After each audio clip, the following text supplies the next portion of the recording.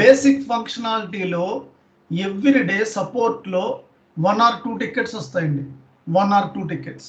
ఇంతవరకు జరిగిన ప్రాసెస్లో మీకు రియల్ టైం ప్రాజెక్ట్లో ఇన్ కేస్ సపోర్ట్ ప్రాజెక్ట్లోకి వెళ్తే మినిమం 2 టికెట్స్ అని వస్తాయండి. దీంట్లో డైలీ ఇంతవరకు జరిగిన క్లాసుల్లో ఇంతవరకు జరిగిన ఏంటంటే 4 ప్రొడక్ట్స్ కింద డివైడ్ చేసుకోండి. ఎంటర్ప్రైజ్ స్ట్రక్చర్ అంతా ఒకటి, కస్టమర్ ప్రాసెస్ అంతా ఒకటి, మాస్టర్ డేటా ప్రాసెస్ అంతా ఒకటి, బేసిక్ ఫంక్షనాలిటీ. మినిమం 2-3 టికెట్స్ వస్తాయండి టిల్ డేట్ ఇంతవరకు జరిగిన ప్రాసెస్లో. నెక్స్ట్ లెవెల్లో వచ్చిన ప్రాసెస్లు ఇంకా అనదర్ 3 ప్రాసెస్లు ఉన్నాయి. Sales, billing, boss, bill of services. So max to max దట్లో ఇంకో 2 టికెట్స్ వస్తాయి. డైలీ ఐదర్ 2 or 3 టికెట్స్లో ఈ రోజు వచ్చిన దాంట్లో 70% వచ్చేస్తాయి. బేసిక్ ఫంక్షనాలిటీ అనేది. బేసిక్ ఫంక్షనాలిటీ అంటే అట్రాక్ట్ టు ద కస్టమర్స్. ఒక ప్రోడక్ట్ పక్కనే 4-5 ప్రోడక్ట్లు ఉంటాయి. మనం ప్రోడక్ట్ని కొనిపించాలి కస్టమర్ చేత. ఒక మాల్కి వస్తాడు, ఒక టీవీ కొనడానికి వస్తాడు, ఒక కార్ కొనడానికి వస్తాడు, ఒక ఫ్రిడ్జ్ కొనడానికి వస్తాడు, పక్కనే 5 ఉంటాయండి. మనం మెంటల్లీ ప్రిపేర్ వెళ్తాం శాంసంగ్ కొందామని. అక్కడికి వెళ్ళాక శాంసంగ్ లాంటి ఫీచర్స్ ఎన్నో ఉన్న పక్కన ఉంటాయి ప్రొడక్ట్స్, ఆఫర్స్ ఉంటాయి. తర్వాత 0% ఈఎంఐ ఉంటుంది. నెక్స్ట్ వచ్చి 3 months తర్వాత క్యాష్ బ్యాక్ ఉంటుంది. క్రెడిట్ కార్డ్ వాడితే చాలా ఫెసిలిటీస్తో నెంబర్ ఆఫ్ ప్రొడక్ట్స్ ఉంటాయి పక్కనే. అలాంటి కాంపిటేటివ్ మార్కెట్లో మన ప్రొడక్ట్ని కస్టమర్ చేత కొనిపించాలి. ఎలా? అదే ఫ్రీ, అదే బేసిక్ ఫంక్షనాలిటీ. తర్వాత సేల్ చేస్తాం, తర్వాత బిల్ చేస్తాం కార్డ్స్ ద్వారా. అదే total SD project. Before basic functionality master data. మన ప్రొడక్ట్ ఏంటి, sales distribution, Nelson wide wise, private limited, public limited, customer payment terms ఏంటి, అదే designing. Before that customer process. మన కంపెనీలో కస్టమర్స్ ఎంతమంది ఉన్నారు, లోకల్ ఫారెన్ ఎంతమంది, customer hierarchy, pricing and report కోసం, సేల్స్ ఏరియాకి, అకౌంట్ గ్రూప్కి అసైన్ చేస్తాం. Before that project designing. ప్రాజెక్ట్లో ఎన్ని కావాలి, సేల్స్ ఆర్గనైజేషన్స్ ఎన్ని కావాలి, డిస్ట్రిబ్యూషన్స్ ఎన్ని కావాలి, సేల్స్ ఆఫీస్ ఎన్ని కావాలి, సేల్స్ గ్రూప్కి ఎన్ని కావాలి, దట్ ఈస్ కాల్డ్ ప్రాజెక్ట్. ఆరోహణ అవరోహణ క్రమంలో బ్యాక్ నుంచి ఫ్రంట్ బ్యాక్ చెక్ చేసుకుంటే 4 కంటెంట్స్, టోటల్ 6 అండ్ టోటల్ SDలో. ఎక్కడికి ప్రపంచంలో ఎక్కడికి వెళ్ళినా ఇవే ఉంటాయండి 6. Enterprise structure, customer process, master data process, basic functionality, sales, billing, boss, integration, SIT, UIT, live. That's it. ఎక్కడికి వెళ్ళిన ఇదే ఉంటుంది. వేరే ఇవే ఉంటాయి. ఇదే సీక్వెన్స్, ఇదే సీక్వెన్స్లో చేసుకోవాలి. 100% గ్యారంటీ. నేను గ్యారంటీ చెప్తున్నాను.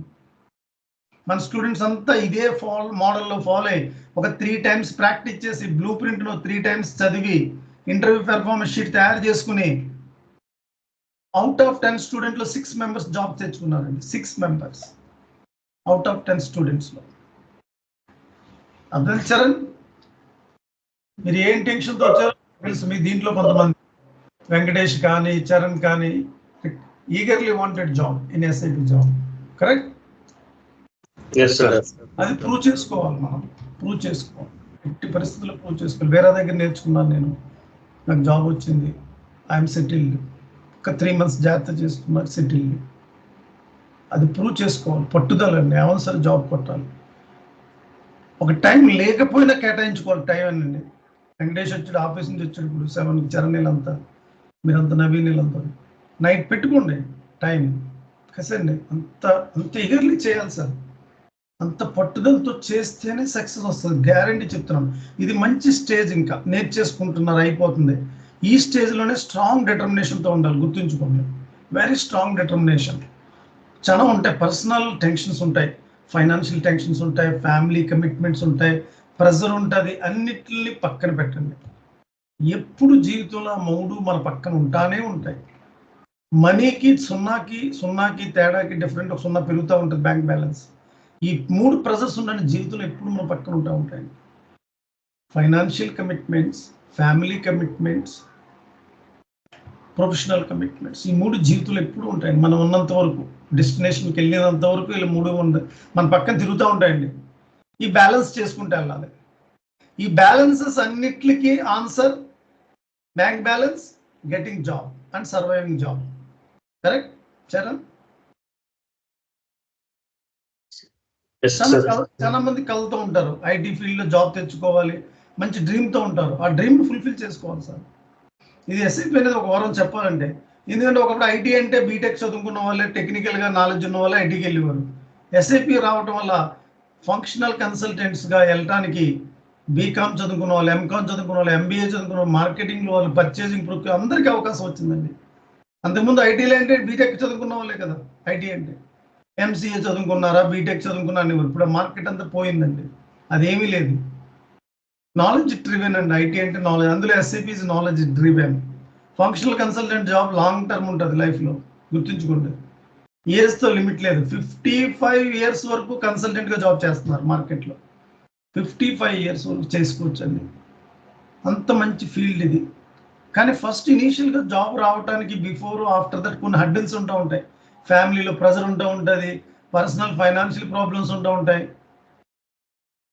ఫైనాన్షియల్గా సర్వైవ్ అవ్వడం కొద్ది ఇబ్బంది ఉంటుంది, అన్నీ ఉంటాయి. కొద్ది ఓపిక పట్టాలి. ఆ ఓపికని బట్టి దాటితేనే మీరు మంచి శాలరీ, మంచి ప్యాకేజీలో లైఫ్లో సెటిల్ అవుతారు. అప్పుడు మీ పక్కన అందరూ చేరుతారండి. ఫైనాన్షియల్గా ఉన్నప్పుడు అందరూ మన పక్కన ఉంటారు.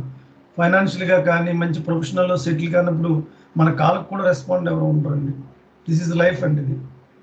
ఈ లైఫ్లో మనం అంతా కూడా అర్థం చేసుకుని మనం క్రియేట్ చేసుకోవాలి కొత్త లైఫ్ని. స్ట్రాంగ్ డిటర్మినేషన్ వాళ్ళు ఎవరు ఏమన్నా పట్టించుకోకూడదు, గుర్తించుకోండి. స్ట్రాంగ్ డిటర్మినేషన్ చాలా ఇంపార్టెంట్ సార్ లైఫ్లో. నేను ఎన్నో ఫేజులు చూశాను లైఫ్లో, తెలుసండి. నేను ఎందుకు ఇంత ఆనెస్ట్గా చేస్తున్నానంటే ఈరోజు మీకు నేను చెప్తున్నాను, చాలా మంది చెప్తూ ఉంటాను. నేను లైఫ్లో నేను చాలా దెబ్బతిన్నానండి, చాలా మోసపోయాను. నేను వీసాకి డబ్బులు కట్టి పోగొట్టుకున్నానండి ఫస్ట్లో ఇనీషియల్గా లైఫ్లో. కన్సల్టెంట్తో ఫైట్ చేశాను, మనీ రాలేదు. ఆప్షన్ చూసుకుని ఇంకో ఆప్షన్ చూసుకుని 50% మనీ పోగొట్టుకున్నాను. జాబ్ ట్రై చేశాను, చాలా టైం పట్టింది. మళ్ళీ జాబ్లోకి వెళ్ళి 1 or 2 జాబ్స్లో ప్రాబ్లమ్స్ ఫేస్ చేశాను. ఎన్నో స్ట్రగుల్ చేసి ఈ కెరీర్ ఇంత బిల్డ్ కావడానికి, ఇంత స్ట్రాంగ్గా మాట్లాడటానికి కారణం బికాస్ ఆఫ్ నా హెడ్డిల్స్. నేను ఎన్నో స్ట్రగుల్ అయితే వచ్చానండి.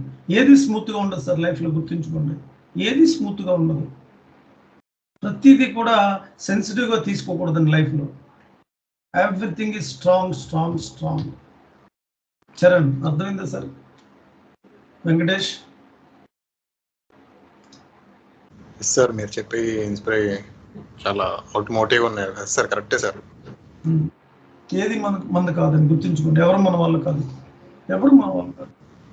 మన దగ్గర మనీ ఉన్నంతసేపే మన వాళ్ళంతా, మనం అందరికీ. మన దగ్గర లేనప్పుడు ఎవరు మన వాళ్ళు కాదు, తెలుసండి. మనీకే రెస్పెక్ట్ ఉంటుంది. అలాగని నేనైతే నా మోటివ్ నిజాయితీగా సంపాదించాలనుకుంటాను. ఎందుకంటే బాగా స్ట్రగుల్ అయ్యి వచ్చాను కదా, నేను చూసాను లైఫ్ని. అందుకే ఏ స్టూడెంట్ని మోసం చేయకూడదు. మేబీ ఒక 5% స్టూడెంట్స్ నా ట్రైనింగ్ దగ్గర ఫీజు కట్టి క్లాసులో రాకుండా జాబ్ రాకపోతే అది నా తప్పు కాదు. నేను ఎవరికి ఫాల్సీ కమిట్మెంట్ నా ట్రైనింగ్లో ఎవరికి ఇవ్వనండి. నేను జాబ్ ఇప్పిస్తాను, ఫీజుగా ఇంత కట్టండి, అంత కట్టండి, పలానా చోటకి వెళ్ళండి, కన్సల్టెంట్ అని అది కూడా రిఫర్ ఎందుకు చేయాలంటే అది మోసపోతే మళ్ళీ నాకు వస్తుంది బ్యాడ్ నేమ్. అందుకే నా సైడ్ నుంచి నేను నా కంట్రోల్లో ఉన్నాయో నేను డెలివరీ చేస్తాను.